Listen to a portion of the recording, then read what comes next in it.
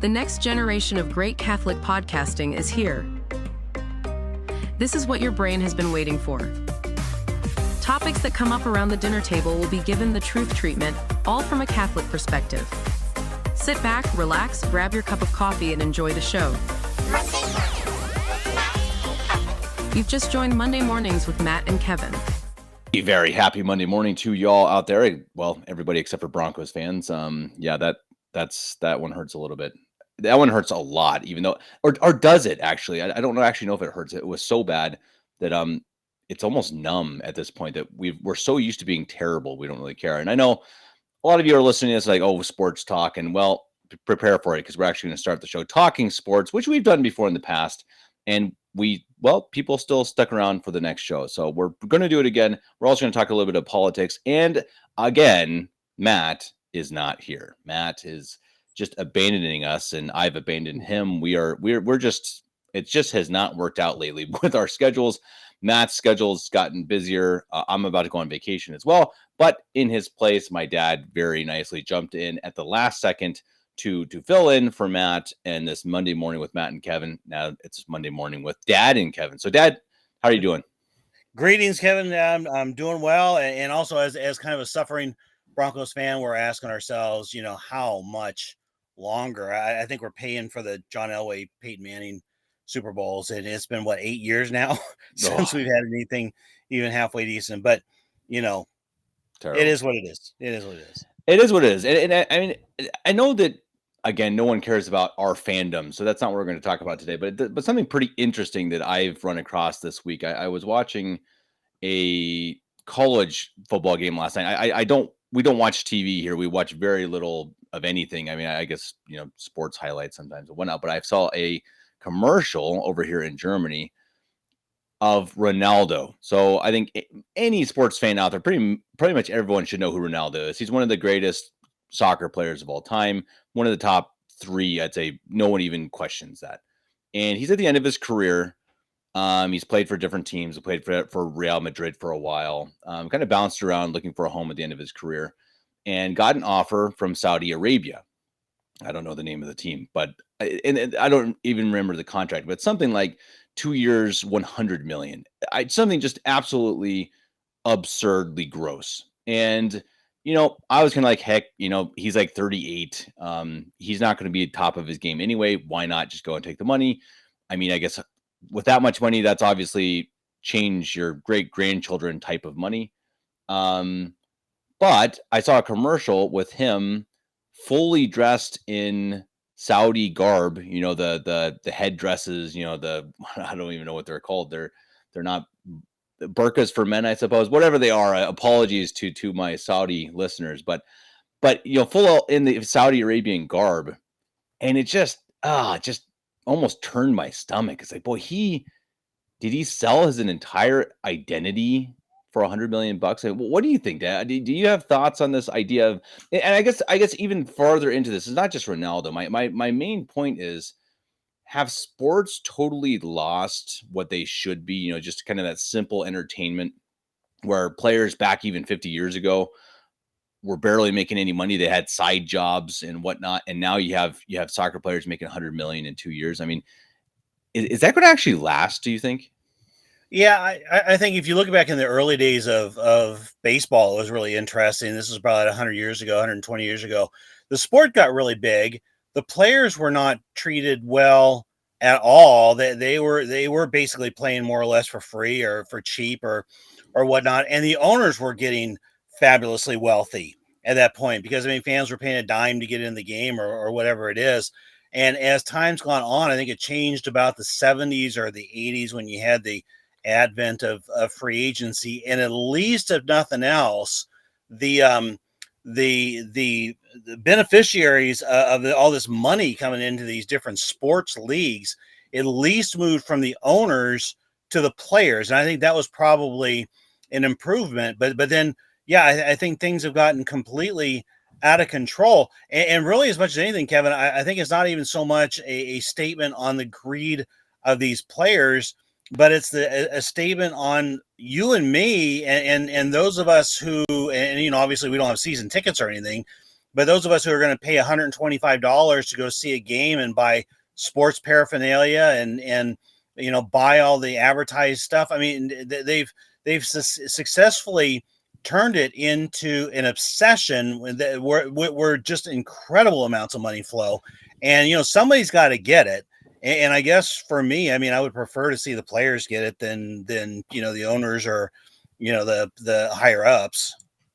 Yeah, and no, that's true, and I think, I guess, especially in the capitalist mindset, I mean, heck, if you can make it, then go and make it. But I guess it's just, I don't know. There's something about it, and I guess part of it is, around the world you see soccer become, it really is like a religion, and I mean, and truly Mhm. so. Many people spending their Sundays, going to soccer games, soccer practice, or whatever, and for giving up their Sunday duties, and I think that there's just something gross about the amounts of money. I mean, you just see, and especially when you think about it, and I know this is going to sound pretty left wing of me, I suppose, but you see the poverty around the world, and there is poverty, and there are people who are hungry, and there are actual problems around the world, and you have soccer players making 100 million bucks. It's just like, and again, and I'm not saying there's anything wrong, as you said, with him accepting that contract. I mean, if I was offered it, I think I would too. Now, I hope I would do a lot of good with the money I got, but there's just something so wrong with our world when you have Yeah. soccer players making 100 million and people still starving somewhere around the world. It's bizarre. Yeah, I think that it gets a little bit deeper level, and I think that one of these days we'll probably have a discussion, maybe with you and me and Eric, about capitalism, communism, and whatnot. And I think that one of the root causes of where we are today is the fact that we live in this capitalist society that is based on basically the root premise of capitalism is that myself working for my own personal benefit and everybody around me doing the same thing is what makes for an economy, and it makes an economy go. So one time they call it the invisible hand. And the Catholic social teaching on it is that we really should be not living for ourselves, but we should be doing what we do in a temporal sense for the greater good of humanity. And I think that that spirit, and it's been, I mean, it's been lost to a certain degree since Martin Luther, but it's really been lost completely in our current day. And so, yeah, there's nobody out there. I mean, there was something, an advertisement not too long ago, about, you had the tragedy in Hawaii and the fires there, and you had Oprah Winfrey and somebody else, like Dwayne Johnson or somebody like that, going on begging for money to help with the fires in Hawaii, and then there's a huge amount of blowback from that, from people saying, She's a "Go billionaire. donate your own money." Yeah, You she's a know, billionaire. She she's has a billions. billionaire, and she's begging for money from people who are starving, who can't make ends meet.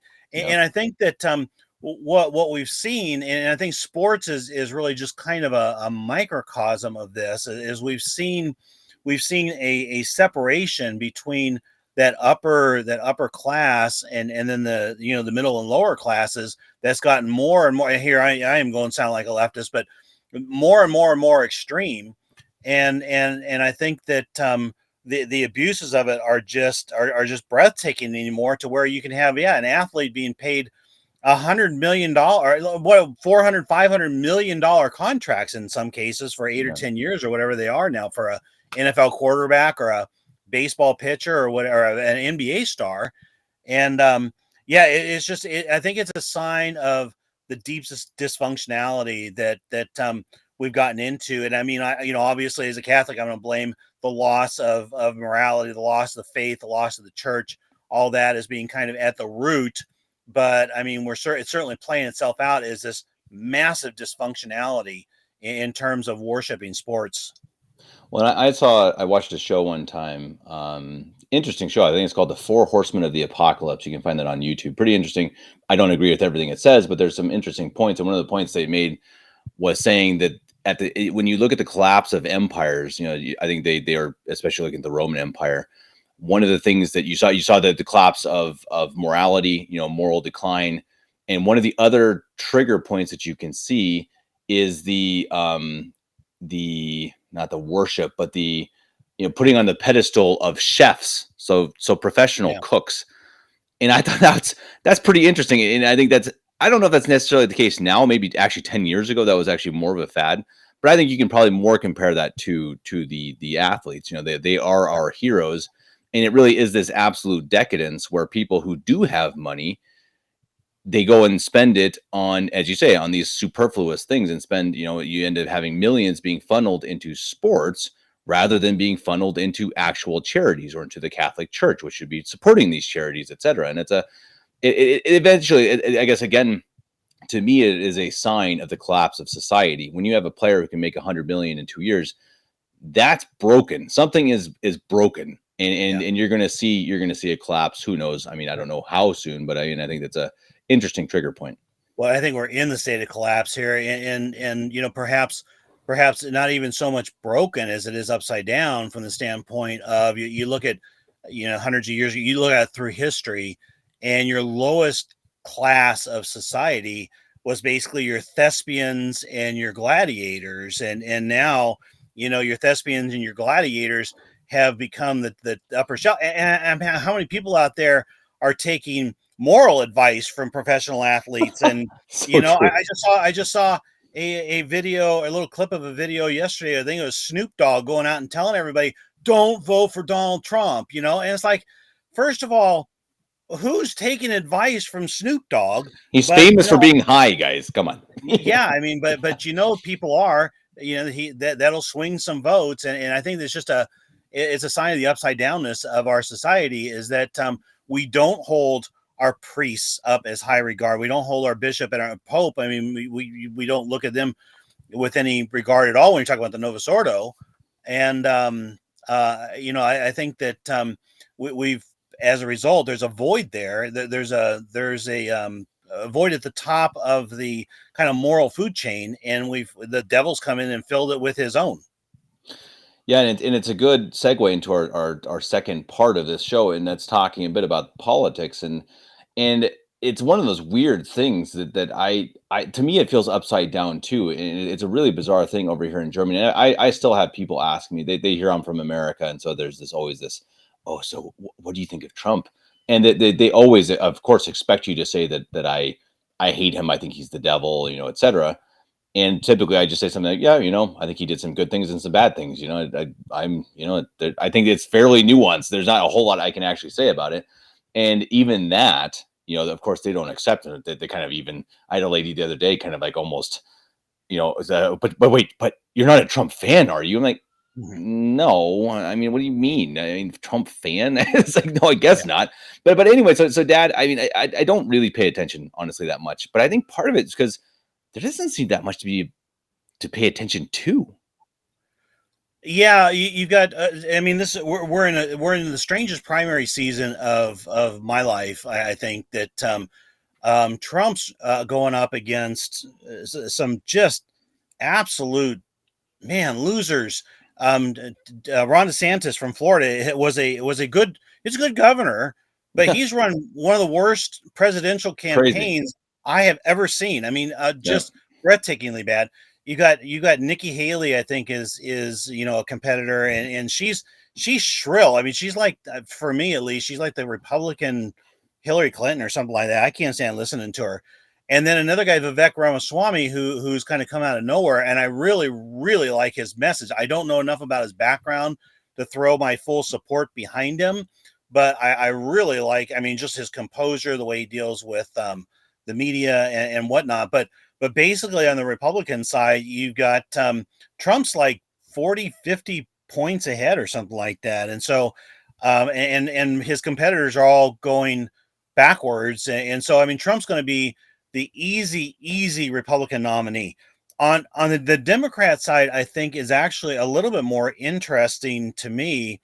That the only I think as far as I know, the only two candidates who have even declared or publicly said they're going to run are Joe Biden, who's, I mean, I guess Joe Biden was at a speech a couple days ago and told some full story, some full personal story, and then turned around and told the same story a second time. And and just the kind of thing that he's doing. He's a dementia patient. And but the other one that's extremely interesting to me is Robert F. Kennedy Jr., who's been out there. And, he's a guy, I don't like his politics. He's pro-abortion. I can never vote for him, but I like him. I like, he's extremely anti-pharmaceuticals. And he's come on. I mean, he's painful to listen to because he's got a terrible voice. I think he's got a condition in his voice pipe or something like that. But so he's painful to listen to, but I like his message. He's a gentleman. He's kind of a throwback to previous ages of politicians where they were just more cordial. And, somebody asked him at one point about Donald Trump, what he thought. And he said, I'm not going to I don't want to run down my opponent. That's not why I'm here. I'm trying to create harmony. And I like a lot of the things he's done. And he basically spoke more or less positively about Donald Trump even. And so, Robert F. Kennedy is the other one, but I think because he's off the Democrat reservation on a couple of issues, most specifically Big Pharma, which is the biggest contributor to the Democrat Party, the Democrats, I think, have come out and decided that they're not even going to have debates because they don't want Robert F. Kennedy Jr. in the debate. Right. And so, I saw a Twitter poll at one point. And I think this was coming from a Democrat. Who would you vote for, Robert F. Kennedy or Joe Biden? And it was like 89% Robert F. Kennedy and 11 for Joe Biden, right? And so, but I think that the Democrats, I don't know even what they're going to do at this point, but I don't think, they didn't run an election in 2020. Joe Biden just ran ahead in his basement. I think they've made it pretty clear. We have no regard for an actual elections. We're just going to rig things the way we want. And so they'll choose a candidate. It might be, I doubt it'll be Biden, but it might be Michelle Obama. It might be Gavin Newsom. It might be some insider. And they're just going to fabricate some results and that's going to be their candidate. And then they'll all get behind them. So, it's on both sides of the aisle. The election season is really kind of bizarre and it's not really going to be much of a primary to speak of, I don't think. Yeah, it seems like it's going to come back down to Trump and Biden again, which is terrifying. Honestly, it's one of those things that's like, again, I think Trump did some good things and some bad things. I don't like him as a person. I think I like that he mixes things up politically a little bit. I think that's kind of a good thing. But just the idea again that America, it's supposed to be this, the greatest country on earth and, the bravest and the brightest. And the best we can do is two 84-year-old men. How old are these guys? Biden, as you said, is not there anymore. He's gone. His brain is not fully there. That's not joking. That is seriously how it is.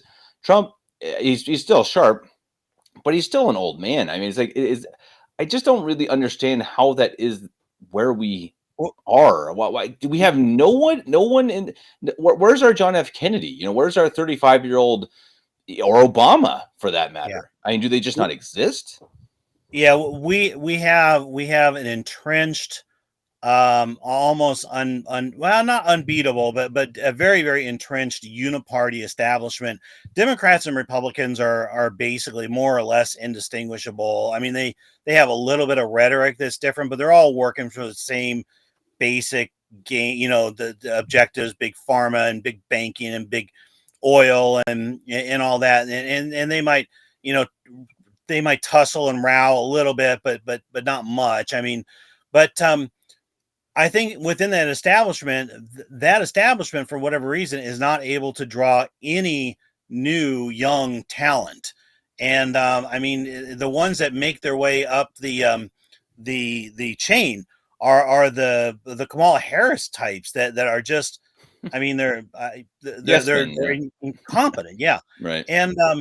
And so, the establishment itself is producing no talent.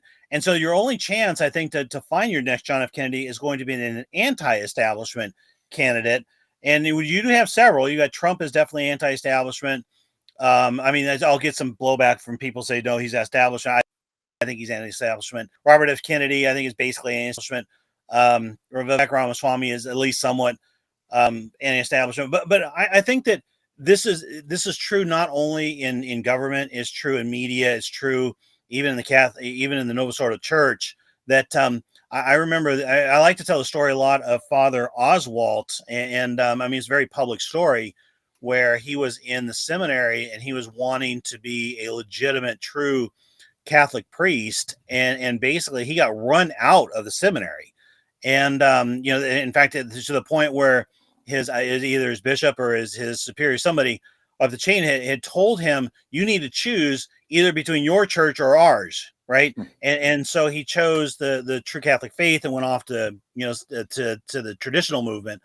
And I think that all of these different industries that have been taken over by the establishment, the devil, the Masons, whatever you want to call it, have this same structure in place. If you're going to make it to the top or you're going to make it anywhere in the media, you have to absolutely toe the media line, which is that you take notes that are given to you by these corporations, by your leadership, and you read them online. You don't ask questions, you don't think, you don't put any critical analysis of things. You just do what you're told. And I think that that's what we got in the political world as well. If you're going to be part of the establishment, you can be Democrat or Republican, we don't care, either one, but you're going to have to toe the line. You're going to have to basically do what you're told to make it anywhere. And I think they just are not drawing talent. And so Obama probably won. I don't consider him particularly talented. He was a good speaker. He's a good orator, Right. but I don't think he was talented at all. But as a politician, but yeah, I think that's the state of things. And I think it's going to be a show for another time, Kevin. Maybe who knows if we host down the road or whatever. But the question I have right now is this matrix right now? I mean, all of its ills are starting to become more and more public and front and center and right in your face. And is that a sign that, number one, the devil's consolidating power and getting ready for his final, victory? Or is it a sign that the matrix is breaking down and we have a new post-matrix, post-establishment age on the horizon? I can't tell you the answer to that because I honestly don't know. But I think it's a really fascinating juncture where we are right now that, they appear to be wanting to set up this totalitarian technocracy among the elites, but they've lost all moral authority. They've lost any credibility with the people. If you saw Justin Trudeau and I think it was Zelensky in the streets. I mean, everywhere they go, they get out of their cars and they got these crowds of people booing and yelling at them and taking microphones and trying to basically shout them down. And so, I mean, these leaders, these high up leaders, are absolutely despised by the common man. But are they able to use technology to get stronger, or are they on their way out of power? And I think that's the storyline for 2024, because I think we are kind of coming to a head here. Yeah, no, I would agree with you. I think it's going somewhere, and I don't know. As you said, I don't know what the answer is. I'm not saying Trump is the answer. I think right now, if I was a betting man, I'd say he's the most likely to get elected, Yeah. just because that's how America works. America is very much a roller coaster in terms of politics because Right. we run hot and cold, I suppose. But I don't know. I think as you say, I think things are coming to a head. I just recorded a show with Louis Verrecchio, which we'll publish here soon. And he was also talking about, the Agenda 2030, he's like, hey, Yeah. that's not long off, and these are things that they have concrete plans. And by the way, everybody, I know I'm getting this out before Louis Verrecchio's show. I'm just telling you why you really, really have to watch this show. It's fantastic. There is a direct connection between the Vatican and Agenda 2030, and actually like direct approval of every word of the pre-draft document of the 2030 agenda from the Vatican. Pretty crazy stuff. So again, that's just again a reminder to stay tuned.